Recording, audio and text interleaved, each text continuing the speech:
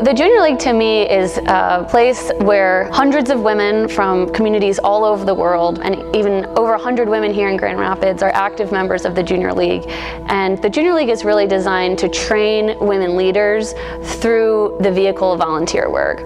So the Junior League recruits women, trains them as volunteers and leaders, puts them into community projects where they can really make an impact in our community on children's physical health and on other issues throughout the world where Junior League operates.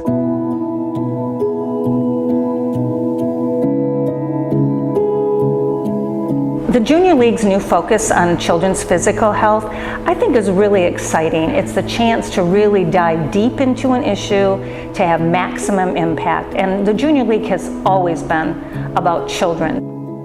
It was a broad enough topic in that it covered domestic violence, and it was focusing on nutrition, dental hygiene, and so it kind of synthesized all those things that we were working on into one cohesive topic that all of the members felt really passionately about and felt like this was an area that we could have an impact on in Grand Rapids. The Wellness Adventure Yard, in the past it has been at the Domestic Abuse Shelter, and then the most recent one has been at the Grand Rapids Child Discovery Center. Both needed a place for children to play.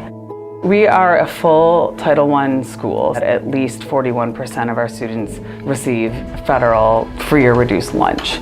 Before the Junior League got involved in our play space was actually, it was pretty sad. They had a little dinky playground that kids were waiting in line to get on.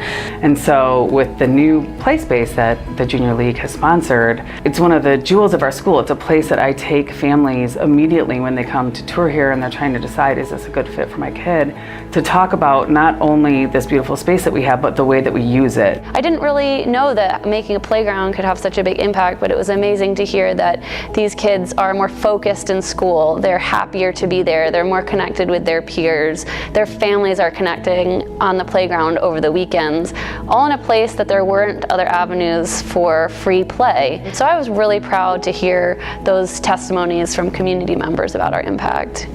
Kids in the Kitchen has had a huge impact on children's physical health. Usually we're in a school or a museum. We have healthy snacks that we help them make. We have made smoothies before. We often do some fitness, whether it is yoga, we've done CrossFit challenges, and then there's always some sort of an education portion of it where we teach about the food groups or different recipes and ways to create a healthier lifestyle. We have a food program, which is a partnership with the USDA to feed kids who may not have a second meal after school. One of the problems that we had was the funding only extended to meals served on site. We couldn't serve kids over the weekends. So the Junior League came to the table and said, hey, we can help meet that need for you. And they funded us to feed kids at River City Scholars over the weekend. So every Friday after school, we sent 30, 40 kids home with backpacks. And we were able to have that assurance in knowing that those kids had 1 to 2 meals to sustain them over the weekend. When people ask me about my Junior League experience, I often say that it is one of the top leadership development experiences I've ever been involved in. And I've been able with my work to attend TED conferences, MIT conferences, Center for Creative Leadership, and my Junior League experience ranks right up there with practical real life experience and leadership development. Many of my Junior League friends are on the board of Mary Free Bed. Some of them have been presidents of Mary Free Bed, and that's just one example of very dynamic organizations that people have moved on to after their active league experience. I think with Junior League, one of the great things is the network that you build.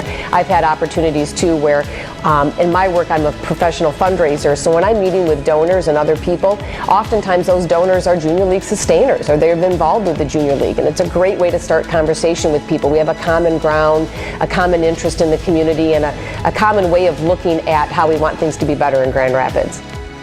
Yeah, I'm really proud to be a part of this organization, and it's been such a big part of my life, and I just feel like we've made such an impact in this community, and I think there's just a lot of great things that we've done and we continue to do, and I think there's a lot of value that we bring as a nonprofit both to women who want to learn leadership skills, volunteer in our community, and really make a difference.